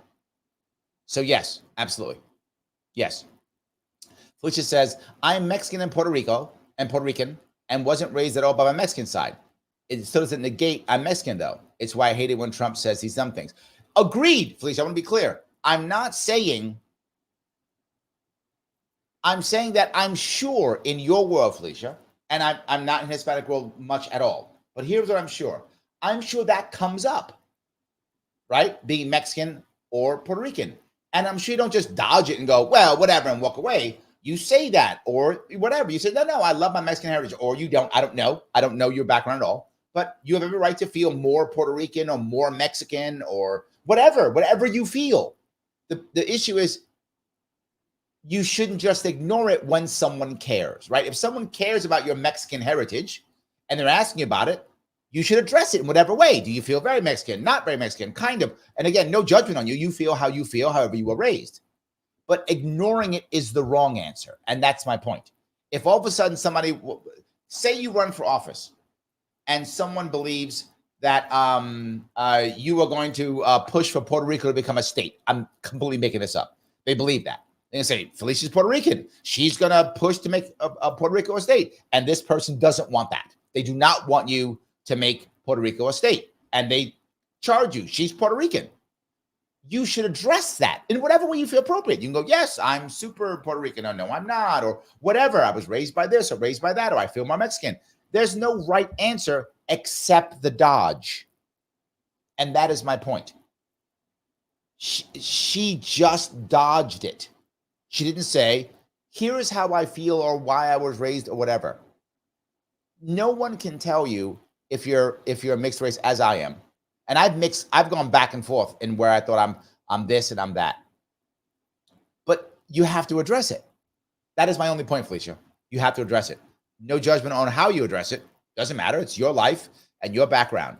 But it needs to be addressed it may not need to be addressed in everyday life. In everyday life, none of my damn business, Felicia, right? If you're on the street, we're talking, none of my business, right? You can tell me to go take a hike. If you're running for office, specifically President of the United States, but any office where race is brought up or matters, you must address it. So I should be clearer. When you're running for office, in day-to-day life, it is nobody's business how you identify, whatever the case may be. But you're running for office, you need to be able to deal with this. That's how it has to happen. You've got to make sure that happens. You can't just ignore it. And if you think that's unfair, you shouldn't run for office. And I'm not saying you are running, Felicia. I don't know what you're doing. Just keep that clear. Up next, the moment that... Do you think that my race wasn't brought up when I was running for office? Of course it was. Of course it was. Of course it was. It was brought up and discussed and talked about. And sometimes I was insulted. That did happen here or there. And I'll tell you a funny piece about race in that regard. When I ran in 2018, there was some racial things that popped up. Hardly any in 2022. It was not a good campaign. We didn't get our name out at all. 2022 was not a great campaign for us. But 2018 was a much better campaign. And when I got the racial insults, the thing that's funny is the white members of my team were far more bothered than anybody else. Far more bothered. I mean, some of them were visibly bothered by it. Like comments online, comments in social media. People might say something out, in the when I'm on an interview or something, or out, campaigning. Far more bothered. I wasn't that bothered. Why? I expected it. And that was my point, right? I expected it. And if you're going to run like that, you should expect it. I'm not saying it's right. I'm not saying it's great. I'm saying you should expect it. You know it's going to happen. Have an answer. If that answer is go to hell, okay, have that answer. If the answer is I'm this, have that answer, whatever it is, right? That's the issue. You should have an answer. That's the piece that drives me crazy. You really have to have an answer. So, all right, let me bring this back if I could. We'll grab the next piece. We're on our way. I'm punishing some of you, but I hope I'm giving you insight also. I'm hoping you're also getting insight. Doing when she answered. But we started this discussion with the moment that set all of this in motion, CNN's presidential debate, and whether President Biden was strong enough to lead this nation again. Vice President Harris, you were a very staunch defender of President Biden's capacity to serve another 4 years. Right after the debate, you insisted that President Biden is extraordinarily strong. Given where we are now, do you have any regrets about what you told the American people? No, not at all. Why would you say that? You clearly either lied or covered up. One or the other. Clearly lied and covered up. Ah, perfect. Ryan with his $5. Perfect timing, brother. The Harris-Walz campaign motto should be dodge, duck, dip, dive, and dodge, since they were playing verbal dodgeball in this interview. Everything. Why do you do that? Clearly, look, I get it. And I'm going to tell you something that may sound weird. May sound weird. But if I'm her, and I backed this guy and said he's the greatest, smartest guy in the world, I don't know if I would have said that, to be forward with you. I probably would have dodged those questions. I would have dodged the questions about Biden if I was Harris. Those questions I would have dodged. Like, well, you know, he's working hard or whatever. I'd have done some dodging that. She didn't.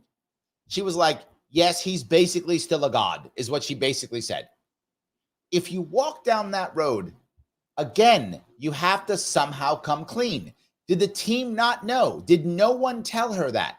Did no one say, hey, they're going to ask you about, you know, how you lied about Biden, how you backed Biden? They're going to talk about that, something. No one told her that? No one told her that? Insane. You have to have an answer for that. Her answer is terrible. Not at all. I have served with President Biden for almost 4 years now, and I'll tell you, it's one of the greatest honors of my career, truly. Not the question we asked. He cares so deeply about the American people. He is so smart and loyal to the American people. Not the question you And asked. I have spent hours upon hours with him, be it in the Oval Office or the Situation Room. He has the intelligence, the commitment, and the judgment. Not the question they asked. And disposition that I think the American people rightly deserve in their president. Then why did he drop? If what you said is true, assuming that what you said was true, I mean, it's not, but assuming what you said is true, why did he drop? Why is he still here? What's going on? Why didn't you go, no, Mr. President, you cannot drop. You may not drop. You know, you need to, you know, stay on because you're what the country needs. Why didn't you do that? Why did you take this on? Why did you go, oh, you're out? Okay, great. I guess I'm in now. Why did you do that? Utter lie. Just lying. This is just a lie. Many of the things she's saying were not lies. They were dodges, or she actually changed her mind because she doesn't care. This is a blatant lie. And the problem is everyone knows this. Or worse, just say one of three things. Come clean. Option. You don't have to do that. That's one option. Come clean and go, yes, I said these things and say the reason why. Because I was super loyal to him. And that mattered to me. Fine. People won't like it, but they'll believe it. But if it's true, I don't know if it's even true, right? Just say it. You know, if I don't know why I would lie like that, but if I did lie like that, I would say it. I feel bad. I didn't think about lying like that. But if I did, I would go, yeah, I covered up. I'm loyal to him, whatever, that kind of thing. Again, people don't love it, but they could go, okay, I see it. I get it. That was crappy, but I get it. Or I was so scared of Trump winning. I thought the Orange Man is super bad, right? People would get that because her people love Orange Man bad. Say Orange Man is so bad. I had to make sure that Orange Man couldn't win. So I thought I had to do what it took to make sure Orange Man doesn't win. Okay, her base would have bought that. Yep, me too. They're lying every day about it. They would, yep, okay, she's one of us. Got it. Base buys that. Or say she was misled somehow or misunderstood what was going on. Any of those things. But you got to cover it somehow. She's like, no, all good. Yeah, I lied right to you guys' faces and whatevs. Just take it. That was exactly the wrong answer. By contrast, the former president has none of that. Orange Man bad. And so, one, I am so proud to have served as vice president to Joe Biden. And so the answer was, the question was, why did you lie to us? And the question is, you know what? I was proud of what I did. Orange Man bad. two, I am so proud to be running with Tim Walz for president of the United States and to bring America what I believe the American people deserve, which is a new way forward and turn a new the way. page. Turn the page on this Biden-Obama. Oh, wait, that's what she's saying. Her thing is turn the page. You're in charge. Turn the page on me. Okay, I'm okay with that. Yes, absolutely. Noah Clark, how are you? She says, Larry, most Dems believe that Joe Biden was sick that week and it made his stuttering problem worse. So hearing KH double down on no, JB communicates that JB is still capable. The Dems are only playing for the base. Yes, but then she should have said that. That was her way out. Hey, I said what I said because we all thought, right, that what was coming out of the White House, what we all thought was he was just sick. And that's why things were worse. So I didn't think that he was that bad until he called me and said, yeah. Then I was like, oh, okay. That also would have worked. Again, Noah, she should call you, right? Tim should call Sam. Harris should call you and say, hey, I need help. I'm in trouble. I'm screwing this up. What should I say? You would have given her a better answer. That, again, if you said that, if she said that, her people who, I know some people who are more right-leaning think that every Democrat is somehow in the cabal. They're not. The average Democrat is not. Obviously, all the leadership is. But the average Democrat isn't in the cabal. They watch maybe a half hour of news, maybe a day. It's usually their local ABC, CBS, or CNN. And when their talking head says what you just said, Noah, when a talking head says, oh, he's just sick, they believe it. They honestly believe it. They're not spewing a lie. They believe, oh, he was just the stuttering thing. Okay, Joe Biden's fine. That's why they were so devastated. That's why they were so devastated. Because they did, what? No, my talking head told me he's fine. And they believed it. Your points are very valid, Noah. She should listen to you. Should listen to you. Because in reality, a lot of people believe that. On the last decade of what I believe has been contrary to where the spirit of our country really lies. But the last decade, of course, the last 3.5 years has been part of your administration. Yeah. And then 2.5 before that was Obama. Odd how that works. I'm talking about an era that started about a decade ago. It started with Obama. Yeah, I'm going to agree with you on that one. Where there is some suggestion, warped, I believe it to be, that the measure of the strength of a leader is based on who you beat down, instead of where I believe most Americans are, which is to believe that the true measure of the strength of a leader is based on who you lift up. That's what's okay. The Biden administration does not lift people up. And you've spent about a half hour screaming Orange Man bad. Nothing of what you said is true or accurate. at stake as much as any other detail that we could discuss in this election. Because we haven't had a chance to talk, I'm just curious, staying on President Biden, when he called you and said he was pulling out of the race. Oh, okay. What was that like? And did he offer to endorse you right away, or did you ask for it? It was a Sunday. So here, I'll give you a little too much information. Go for it. There's no such thing, Madam Vice President.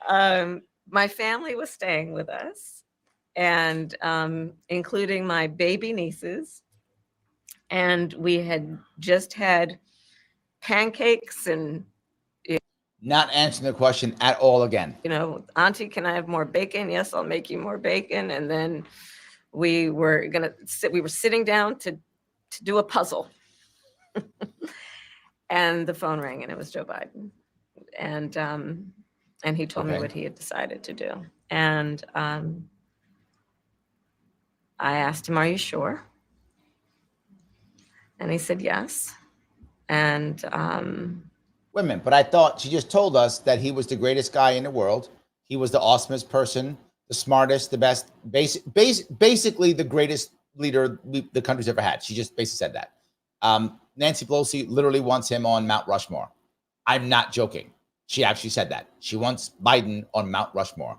I know some of you just threw up again. I should have told you to get the bucket. I'm sorry. Yes, she actually said that. And now he says, I'm dropping. She should have been crying, right? She should have been crying. No, Joe, don't do it. That's what she should have been doing. She wasn't doing that. So, you sure? You sure I'm going to be the champ? Okay, I'm the champ now. Thanks. and that's how I learned about it. And what about the endorsement? Did you ask for it? And he was very clear that he was going to support me. So when he called to tell you, he said, I'm pulling out of the race and I'm going to Listen. support you. Well, my first thought was not. Yeah, she didn't. Whoops. Sorry about that. Whoops. She didn't actually answer. Sorry about that. I apologize. She actually didn't answer. She didn't answer that question, if you notice that. So when that happened, you immediately just, he endorsed you? Well, he was sure. So he said that? Didn't answer that question. Because he didn't say that. He didn't immediately endorse her. That's the issue. He didn't. If he did, she would have said so. He didn't. He did not do that. And that's the piece they keep saying. So, all right. Let me grab, if I could, a couple of these comments. Peace Logic says, Larry, one of my largest concerns is nuclear war. Thank you for the $5, by the way. Do we have water chance? I think you mean worse chance, better chance, maybe, with Trump to avoid war. To be forward, both Trump and Harris are warmongers. That's true. Harris is a worse warmonger than Trump, no doubt. No doubt, she's a worse warmonger. Trump is a warmonger not because he's a warmonger. He's a warmonger because he also sees the cash, right? That's how you make jobs in America. Military-industrial complex. About 60% of our manufacturing base in America comes now from the military-industrial complex. I know that's horrible, but it's true. So yes, both are. But I do think if you look at Trump did things that could start war too. Trump also did bomb people too. However, I got to give Trump a couple of good things when it comes to war. Didn't start any new wars. Everyone else does. Bomb less countries than Obama. Very true. Less than Biden too. So that also got to give him credit where credit is due. And did negotiate leaving Afghanistan. Now, Biden had to actually execute it, which he did not do well. But I'm glad he did it. I'm glad Biden did it. It was an embarrassment, but he did do it, at least good. But Trump did negotiate leaving Afghanistan. So I'm going to give him credit where credit is due. Do I think we won't have war? No, I think we're going to have war still. I mean, the economy is still built on war. So I don't think we can not have war. I wish we couldn't have war. I want us to stop having war. I think it's a terrible idea. I'm just being realistic, if that makes any sense. So do we think we have a better chance to avoid war with Trump? I think yes. I don't think that means we will avoid it, but I think the odds are better. I think he will be a less warmongery president. And I think the example of that is you see who he's putting on a transition team. I hope he keeps them. Both Gabbard and Kennedy want less war. Obviously, they both want less war. Let's hope he copies them and follows them. And that's a good example. Let's hope. So I do think he will have less. I do think that, but they do like war. That's kind of a thing they do. So let me see if I can grab a couple more of these if I could. All righty. All righty. See which one of these I can deal with here. If I get it right. All right. We did that piece already. I got to find the right spot here.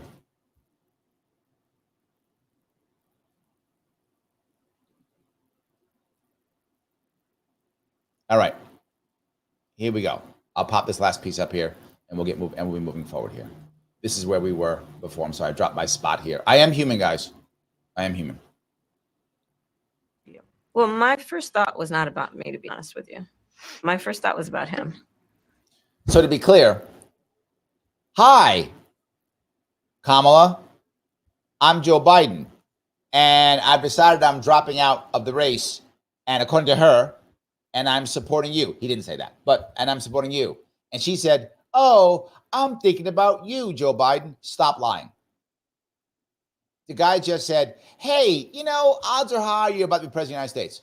That's what he just says, right? If that's what he says. Hey, probably you're going to be president of the United States. And she was like, oh, all I care about is you, Joe. Stop that lie. She literally years ago was insulting him. Stop. To be honest, I think history is going to show a number of things about Joe Biden's presidency. Uh-oh. I think history is going to show that in so many ways it was transformative, be it on what we have accomplished around finally investing in America's infrastructure, investing in new economies, in new industries, what we have done to bring our allies back together and have confidence in who we are as America and grow that alliance, what we have done to stand true to our principles, including the one of the most important international rules and norms, which is the importance of sovereignty and territorial integrity. And I think history is going to show not only has Joe Biden led an administration that has achieved those extraordinary success. None of that said terrible. Wow, says nothing. All right. Noah says, Larry, do you think that she's lost any Dem diehards after watching its interview? Two parts of that. Has she lost them? No, I don't think so. I think those who support her still support her. But what she has lost is momentum. This was not great. She did lose some momentum. She had lots of it coming out of the Beyonce concert. I mean, the DNC convention. Coming out of that, she had lots of momentum. She has lost that. The RFK Jr. coming aboard the Trump train, that she lost a lot of momentum for that. And then this is not great. Now, here is what, if I was part of her team, what I would hope for. It would be that we take this, we see it's bad, and we do a feint, right? A dodge. We throw this out there. People think she's a disaster, but we learn from our mistakes and we come back with a debate that is so amazing that just crushes Trump. That would be what I would be trying to get at if I was working with Harris in this case. I don't think that's the case, right? I would be thoroughly impressed if I found out later that this was done on purpose this way so that people could think she's broken and not that good and that they're prepping behind the scenes and the debate in 2 weeks is a masterstroke and crushes Trump. That would be awesome. That I would be thoroughly impressed if that's true. I do not think that's true at all. I think hubris is kicked in. She thinks she's better than she is. She's not listening to her team, and or a lot of these, sadly, a lot of these consultants, they're actually bad at what they do because they're accustomed to only doing one thing, talking to the base only. And talking to the base, this is fine. To your point, this is fine. The base hears this and goes, yeah, it's fine. Whatever. It's good. I'm still voting for her. But how do you then keep people motivated to get out and vote? And I think a lot of that might be lost here. I hope I answered your question. So yeah, a lot of that could be lost.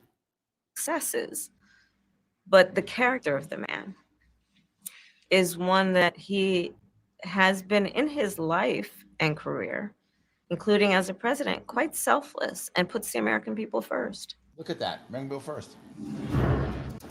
So a passionate. He was putting the American people first during that whole time. I guess when he was doing stuff for his family and stuff, he was putting America first. I'm not sure that's true. But that's okay. I think the idea of that sounds good. I'm not sure it's true. So let me grab the last chunk of this. This should be the end of it. There isn't that much of it left.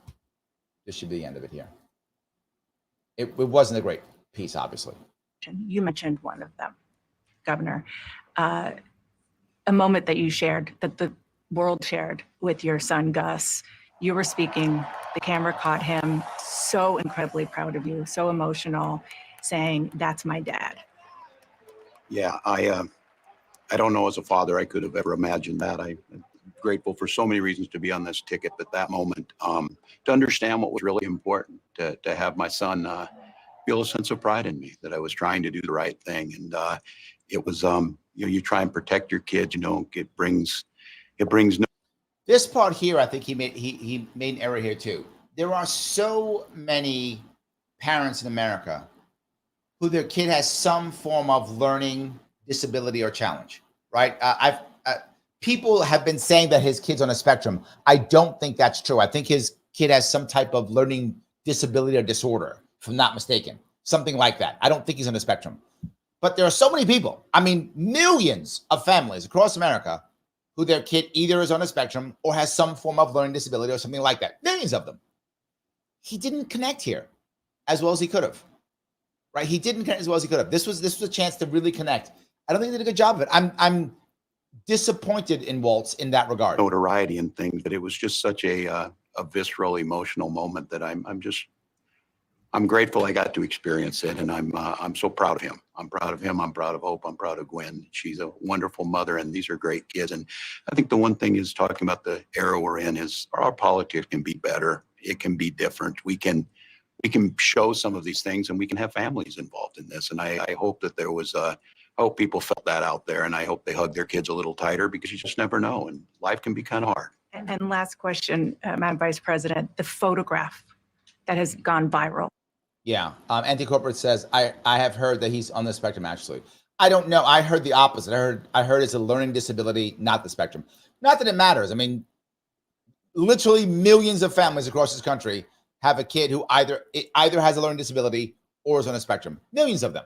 They're all over the place. So, yeah.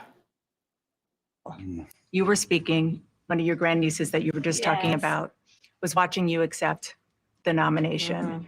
You didn't explicitly talk about gender or race in your speech, but it obviously means a lot to a lot of people, and that she actually did. That's fine. Viral picture really says it. What does it mean to you? You know, Now, there's another piece here that shocks me on all of these. If you've ever watched me in an interview, and many of you have, my interviews are all live. When they ask me a question that's obvious, I have an answer ready. You see me answer the question immediately. Boom, answer the question. Boom, answer the question. Boom, answer the question. Right? You see it. You didn't know they want to ask you a question about gender? Did you prepare at all? I'm surprised. Chad says, being on the spectrum does not automatically mean learning disability. I agree. That's why I said two separate things. Being on a spectrum could include a learning disability. And sometimes it does. For those of you who know people have a niece on a spectrum, that sometimes on being on a spectrum, you have a challenge connecting with people, which means you're not able to learn well. Again, that's not, the spectrum is very broad. So some people on a spectrum, that's not the case. Some it is. Some, if you're not very high functioning, it even stops you from doing things like learning how to read even. That could be an issue. Depends upon where you are on the spectrum, how much you can communicate, those types of things. So yes, I agree, Chad. Not everyone does, but sometimes they overlap, right? Sometimes being on the spectrum will also mean you have learning disability. Sometimes learning disability is going to be different. So yes, 100%. I agree with you completely. That's why I said both, because they could overlap and they may not. I'm running because I believe that I am the best person to do this job at this moment, for all Americans, regardless of race and gender. But I did see that photograph and I was deeply touched by it. And you're right, it's the back of her head, her two little braids, and then I'm in the front of the photograph, obviously speaking. And so Mike brings up, talk about cases for empathy and a sympathy vote, emotional manipulation. Yeah, it's true, but I think people do care about that. People like that feeling. They like the warm fuzziness. They do. And as I said, there was a chunk of America that I think really wanted to vote for Obama in 2008 because they wanted to say, hey, look at what America did. There was a big chunk of Americans who thought that. And I don't feel it's the same with Harris. I don't think there's a huge chunk of people saying we could vote for our first woman president. I don't see it. I don't see the same movement. I feel almost like Obama took that. Maybe I'm wrong on this, but I feel like Obama took that piece, that it isn't the same vigor that America had as they did this time. That's just my view. I could be off on this, but that's where my head is. And it's very humbling. It's very humbling in many ways. Did she talk to you about it afterwards? She didn't answer the question at all. Oh, she had a lot to talk about. She had a lot. She listened to everything, and she listens to everything. Give you your hot takes? Oh, yeah, definitely. Madam Vice President, Governor Waltz. And that's the entire interview. I mean, I don't. Again, maybe I'm wrong, and maybe this is the master stroke of master strokes. But I'm not. I would not to copy Mr. Corporate Anti-Corporatist. I'm not going to bet my eye teeth on that one. But maybe it is. I will find out in 2 weeks. It was the master stroke. They put this out, and so that we could be lulled into a sense of confidence, thinking that, you know, she's terrible and blah, blah, blah, and done. And then she comes back with the greatest, you know, ever. I'm not there. I'm not there. Yes, absolutely. Yeah. Ryan says, thank you for being a member, by the way. Larry, I voted for McCain in 2008 due to my questions of Obama's experience. I voted for Obama in 2012 due to Romney being a gaffe-filled goof. Ryan, to be forward, you think different than a lot of people do. You were actually thinking about things. The average American wasn't. And the average American was doing it on feels. It's true. They were doing it on feels. Yes, absolutely. Crawling POA says, there are definitely people voting for her because she's a black woman, but they are already staunch Democrats looking at my own family. Agreed. I think you're right. I think there are a lot of people who, and those people are still going. My issue that I brought up with Noah was, I think this could kind of dampen some of the excitement, but I don't think you lost the vote. And why does that matter? Because let's say, for example, I'm making this up, 60% of Democrats were planning on voting. Well, you need 60% of those Democrats being excited and interested and talking to others to make that 60% become 70% to become 80%. Otherwise, you don't get the ballot box. So you've got to get extra stuff going there, right? That enthusiasm to get others to go, that social proof. If you start lowering that number, you lose your chances. But say 60% to whatever that number is, I'm making that up. If it's 60%, you're right. They're going to vote anyway. That's done. That isn't the question. The question is, can they get their friends to show up? Can they get their family to show up? Your whole family may want to vote for her. The question, Crawling, is, will they actually show up on that day and vote for her? Lots will not, right? Lots will not. The anti-corporate says it could be a masterstroke, or it could be someone that actually knows what's going on, like Nancy Pelosi, or someone else says what a Rumble F train that was and brings in the big guns. Yeah. Here's the issue, though, right? This is the problem. Pelosi can bring in anybody she wants. They've already created a monster. If Harris thinks that she's basically God's gift to the world, if she believes that, and people do believe that sometimes, if she believes that, she'll ignore Pelosi. She'll ignore it. She'll be like, you can't change me now. I'm running everything. That could absolutely happen, right? That could happen. I'm not saying that's going to happen, but that's possible. It's also possible you bring in the best guys in the world and she ignores them. She says, no, I'm not going to do it. I'm not going to change. I can't imagine that those simple questions that Dana Bash asked, she didn't already know. And she did not have an answer for that at all. Right? Absolutely. Juan says, it's sad to admit, but I don't think voting will get us out of this mess. Yep. Hopefully RFK gets 5% and becomes president in 2028. It could happen. I think 5% is the answer. I completely agree. I completely agree. I do want RFK to get the 5% so much. Absolutely, yes. Noah Clark says, it's crazy that she's on a cooking show with Mindy from The Office saying she was Indian 4 years ago. Yes, and I'm not mad about that, Noah. She's half Indian. I'm not mad about that. I have a German flag right next to me. I'm not mad about that. But just come clean and talk about it. That's my only issue. Come clean, talk about it. If she's very proud of her Indian heritage, awesome. I'm not mad at that either. Just go, yeah, yes, I'm a black woman and I'm also Indian. And here's what I feel about my Indian heritage and blah, blah, blah, blah, blah, right? Fine. But you can't dodge it. That is my issue. You can't dodge it. I have no problem with someone being proud of their heritage. I know people who are mixed within a black community. Like, mom is Jamaican, dad was, born in Brooklyn, right? Something like that, right? Oh, and they're proud of both. They're proud of their Jamaican heritage. They're proud of their Brooklyn heritage. It's fine.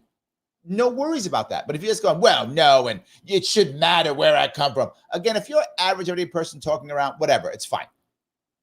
But if you actually are running for office, DeMonte, you are correct. Dodging it makes her seem fake and phony, which turns people off. Exactly. Look, you are who you are. You were born who you're born. It is what it is. You might like it. You might not like it. Doesn't matter. It's how it works. Guys, I got to ask one more time. Click the button that is like. Click that button. If you're watching on Twitter or Facebook, please share it. Swap it out. Retweet it, whatever the case may be. If you haven't, or if you're on YouTube and you haven't subscribed, please subscribe. Click the subscribe button. It's free. Just do it. It's free. Just do it. Right? If you want to get notifications, do that if you can. Those of you who super chatted, thank you so much. I appreciate it. Those of you who become members, thank you so much. Please, you can do so if you want to on Larry Sharpe YouTube. I appreciate all the support. I hope that was interesting. I think my overall on this is it was not a good showing. My gut says it was her hubris. That's my gut. I don't know that. It could have been a bad team, maybe a combination. If it is a master stroke, it is an amazing master stroke. Absolutely, if it is. I don't think it is. I think it was an error. I think it was her hubris who screwed this up. I do not think she lost votes. I think people who already love her and want her are already going to vote for her anyway. I don't think she lost any votes. I think she lost momentum. I think she lost excitement, which I think if this keeps going, she's not going to get the turnout that she needs to win this thing. Dr. Thunder, how are you, my friend? I haven't seen you in a while. I'm so glad. Dr. Thunder and I actually on stage a couple years back at Freedom Fest. She's not a black woman in the American historical political context of that term. Again, those of you who aren't in the black world, don't have black friends or aren't black yourselves, you may not get this. He says right here, not ADOS, neither was Obama. I brought this up earlier, Dr. Thunder. You might not have been here, but I brought this up. Right? That's not right. ADOS is American descendant of slaves. Obama was not, and neither is Harris. Neither of them are. That's true. And again, people, not just me. See, it wasn't just me saying it. Somebody else saying it too. It isn't just me. This is a thing that we have to talk about. We do have to think about that. So that's it. Also known as, yes, thank you. Also known as FBA, which is called Foundational Black Americans. Some of you may not know that term. There's another term for ADOS is Foundational Black American.